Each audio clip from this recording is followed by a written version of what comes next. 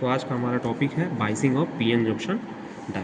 ठीक है, पिछली क्लासेस में हमने पीएन जंक्शन का फॉर्मेशन पढ़ लिया था, इसका कंस्ट्रक्शन पढ़ लिया था, वर्किंग कैसे ये काम करता है इसके बारे में पढ़ लिया था और इसका सिंबल देख लिया था। ठीक है, अब हमें पढ़ना है कि इसका हम बाइसिंग किस प्रकार से मतलब या कितने प्रकार से कर सकते हैं। तो देखो, पीएन जंक्शन की बाइसिंग हम दो प्रकार से कर सकते हैं। पहला होता है फॉरवर्ड बाइसिंग, दूसरा होता है हमारा रिवर्स बाइसिंग। ठीक है, दूसरा होता है हमारा रिवर्स बाइसिंग। तो आज की क्लास में हम क्या करेंगे, वन बाय वन इन दोनों चीज़ों को, ये जो बाइसिंग है दोनों, इनको हम कवर करेंगे। तो पहले टॉपिक पे आते हैं अपने फॉरवर्ड बाइसिंग। फॉरवर्ड बाइसिंग, अब देखो फॉरवर्ड बाइसिंग में हम क्या करते हैं, जो पी टर्मिनल होता है उसको हम क्या करते हैं, बैटरी के पॉजिटिव, जो हमारा पी टर्मिनल होता है ना डायोड का, उसको हम बैटरी के पॉजिटिव टर्मिनल से जोड़ देते हैं, और जो हमारा एन टर्मिनल होता है उसको हम नेगेटिव से जोड़ देते हैं। ठीक है, अब देखो यहाँ पे हम इसका डायग्राम भी बना देते हैं यहाँ पे। तो होगा क्या कि हमारा जब पी टाइप, यहाँ पे एन हो गया, यहाँ पे पी हो गया। ठीक, अब इसको हम क्या करिए, फॉरवर्ड बाइसिंग के लिए आपको ध्यान रखना है कि हम पी टाइप को पॉजिटिव से जोड़ेंगे और एन टाइप को नेगेटिव से जोड़ेंगे। ठीक है, अब आपको पता होगा कि पी टाइप में हमारे मेजॉरिटी कैरियर्स जो होते हैं वो होल्स होते हैं। ठीक है, अब एक दो संख्या में यहाँ पे इलेक्ट्रॉन्स अवेलेबल होंगे। ठीक, यहाँ पे जो एन टाइप में हमारे मेजॉरिटी कैरियर्स होते हैं वो हमारे इलेक्ट्रॉन्स होते हैं, और जो हमारे होल्स होते हैं वो हमारे माइनॉरिटी कैरियर्स के रूप में उपलब्ध होते हैं। अब देखिए, जब हमने यहाँ पे क्या किया, बाइसिंग कर दिया, मतलब प्लस को इससे जोड़ दिया, तो अब क्या होगा, ये टर्मिनल हमारे यहाँ से प्लस हो गया, इधर का ये जो सिरा है ये माइनस हो गया। अब आपको पता होगा कि जो हमारे सेम चार्जेस होते हैं एक दूसरे को क्या करते हैं, प्रतिकर्षित यानी रिपेल करते हैं। अब क्या करेगा, ये जो होल्स होंगे ना इधर की तरफ ढकेले जाएंगे। ठीक, जंक्शन की तरफ ढकेले जाएंगे, और जो इलेक्ट्रॉन्स होता है वो हमारे इधर की तरफ ढकेले जाएंगे। मतलब एक बात ध्यान रखो कि फॉरवर्ड बाइसिंग का मतलब क्या होता है कि हम क्या करते हैं, जो हमारा डिप्लेशन लेयर फॉर्म हुआ था उसकी जो चौड़ाई है उसको ख़त्म करने का काम करना चाहते हैं हम। ठीक है, ताकि हमारे जो होल्स और इलेक्ट्रॉन हो फिर से इधर उधर अपना क्या करें, डिफ्यूजन होना स्टार्ट कर सकें। ठीक, अब देखो इसमें होता क्या है कि जैसे आपको पता होगा पोटेंशियल बैरियर यहाँ पे लगा होता है। ठीक है, पहले से यहाँ पे पोटेंशियल बैरियर एक उत्पन्न हुआ रहता है। ठीक, तो हम जब तक जो है बैटरी को उस पोटेंशियल से कम पोटेंशियल यहाँ पे बैटरी से अप्लाई करते हैं, तब तक यहाँ पे क्या होगा, डिप्लेशन लेयर तो पतला होता जाएगा, लेकिन यहाँ पे जो होल्स होंगे ना या फिर इलेक्ट्रॉन्स इधर के होंगे ये उसको पार नहीं कर पाएंगे। ठीक है, जब हम क्या करते हैं, पोटेंशियल बैरियर से ज़्यादा का वोल्टेज यहाँ से अप्लाई करते हैं, तो हमारे जो इलेक्ट्रॉन्स हैं इधर के और जो हमारे होल्स हैं वो क्या करते हैं, इस जो हमारा डिप्लेशन लेयर है उसको ख़त्म करके क्या होते हैं, पार कर जाते हैं। ठीक है, और सर्किट में हमारे क्या होते हैं, मूव करने लगते हैं। ठीक, अब देखो इधर की तरफ हमारे होल्स चलना है, इधर की तरफ इलेक्ट्रॉन करना। अब जब चार्ज कैरियर सर्किट में प्रवाहित हो रहे हैं तो वहाँ पे क्या होता है कि धारा का मान अचानक से क्या होता है, बहुत ज़्यादा बढ़ जाता है। ठीक है, तो देखो इसमें एक टर्म आता है हमारा कि जो हमारा नी वोल्टेज एक होता है, नी वोल्टेज। ठीक है, जैसे अभी आपने बताया ना कि एक पर्टिकुलर वोल्टेज तक हमें कोई करंट की वैल्यू नहीं मिलेगी। ठीक है, नी वोल्टेज को ही हम कट इन वोल्टेज या थ्रेशोल्ड वोल्टेज भी बोलते हैं। ठीक है, तो ये वोल्टेज होता क्या है कि वह फॉरवर्ड वोल्टेज होता है, वह मिनिमम फॉरवर्ड वोल्टेज होता है जिस पर क्या हो, हमारी धारा क्या हो, तेज़ी से बढ़ना क्या करे, स्टार्ट कर दे। ठीक है, मतलब उसके पहले तक वो क्या हो, वैसे बहे ही ना, मतलब रुकी रहे, और इस वोल्टेज के बाद जो भी हम वोल्टेज अप्लाई करेंगे उसके बाद हमारा क्या होगा, करंट अचानक से क्या होगा, बढ़ जाएगा। अब एक बात ध्यान रखिएगा कि जो सिलिकॉन के लिए नी वोल्टेज होता है वो हमारा 0.7 वोल्ट के लगभग होता है, और जो हमारा जर्मेनियम के लिए होता है वो 0.3 वोल्ट के लगभग का होता है। ठीक, इतनी चीज़ें आपको इसमें देखने को मिलेंगी।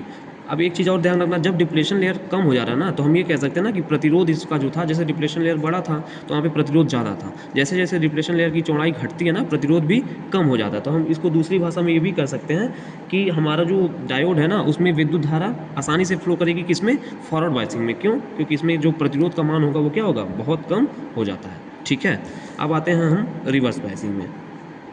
रिवर्स बाइसिंग नाम से ही आपको लग रहा होगा, रिवर्स मतलब कि हम क्या करेंगे, जो हमारा ये फॉरवर्ड बाइसिंग किया था उसका जस्ट उल्टा करेंगे। मतलब यहाँ पे जो पी टाइप होगा और जो एन टाइप होगा, जो हमारा पी होगा एन होगा। अब पी को हम क्या करेंगे, यहाँ पे नेगेटिव टर्मिनल से जोड़ देंगे, और एन को हम क्या करेंगे, पॉजिटिव टर्मिनल से जोड़ देंगे। अब आपको पता है पी टाइप में हमारे जो होल्स होते हैं वो हमारे मेजॉरिटी कैरियर्स में होते हैं, और जो इलेक्ट्रॉन्स होते हैं वो हमारे माइनॉरिटी कैरियर्स में होते हैं। अब एन टाइप की बात करें, जो हमारे इलेक्ट्रॉन्स होते हैं वो हमारे मेजॉरिटी कैरियर्स में होते हैं, और जो हमारे होल्स होते हैं वो हमारे क्या होते हैं, माइनॉरिटी कैरियर्स में होते हैं। ठीक, अब देखिए जब हमने क्या किया, पी को नेगेटिव से जोड़ दिया और एन को पॉजिटिव से जोड़ दिया, तो ये जो कॉम्बिनेशन है इसी को हम बोलते हैं रिवर्स बाइसिंग। अब देखिए ये बाइसिंग तब यूज होती है ना जब हमको करंट को रोकना हो, ठीक है, मतलब जब करंट को सर्किट में हमको फ्लो नहीं करने देना हो, तब हम ये क्या करते हैं, ये बाइसिंग करते हैं। अब देखो ये काम कैसे करता है, ठीक है, मतलब हमने यहाँ पे कर दिया, अब यहाँ पे टर्मिनल ये माइनस का हो गया, इधर का प्लस हो गया, अब यहाँ पे ये प्लस है, इधर माइनस है, तो मतलब क्या होगा, होल्स हमारे किस तरफ चलेंगे,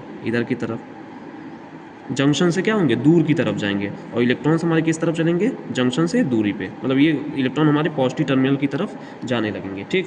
अब जब ऐसे है तो यहाँ पे क्या होगा, तो हमारा जो डिप्लेशन लेयर था ना, जंक्शन जो बना था, वो जो डिप्लेशन लेयर था वो क्या होगा, धीरे धीरे बढ़ता चला जाएगा, ठीक है। अब जब डिप्लेशन लेयर बढ़ गया यहाँ पे, तो आपको पता है कि प्रतिरोध क्या होगा, ज़्यादा होने लगा, और जब प्रतिरोध ज़्यादा हो गया तो वहाँ पे क्या करेगा, वो धारा का विरोध करेगा, मतलब इस कंडीशन में यहाँ पे कोई धारा नहीं बहती है, ठीक।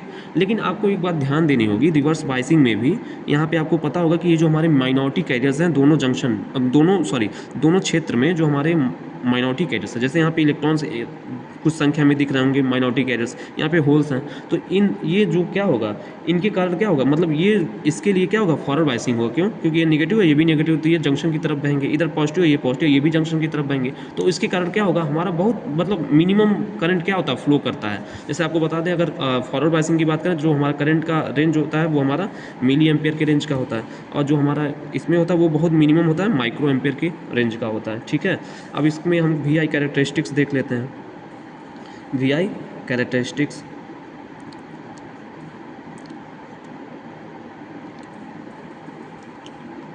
Of PN junction diode. अब ये क्या होता है, जैसे आपको पता है, अभी हमने बात किया कि जो हमारा पीएन जंक्शन डायोड है उसमें हम दो प्रकार की बाइसिंग कर रहे थे।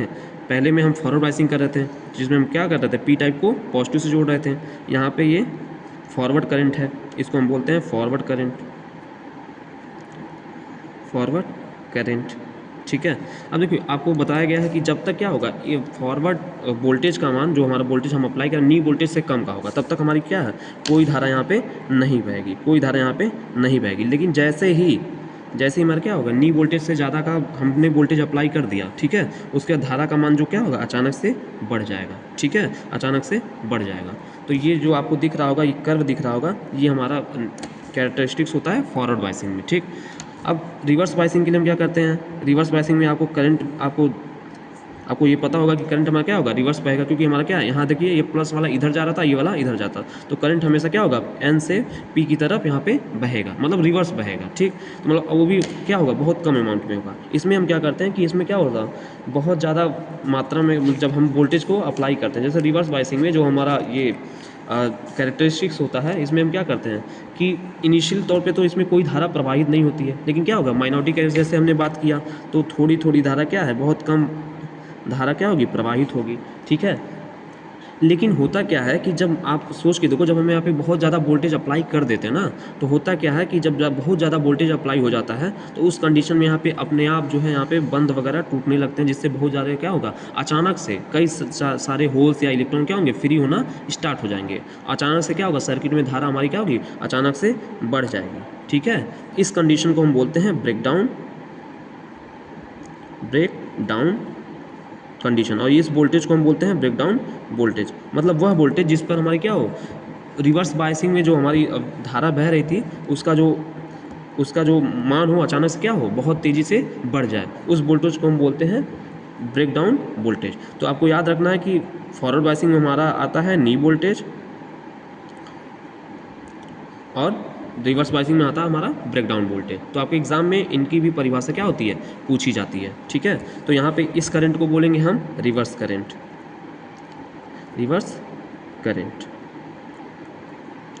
तो अगले नेक्स्ट क्लास में हम इसके एप्लीकेशन के बारे में क्या करेंगे, चर्चा करेंगे।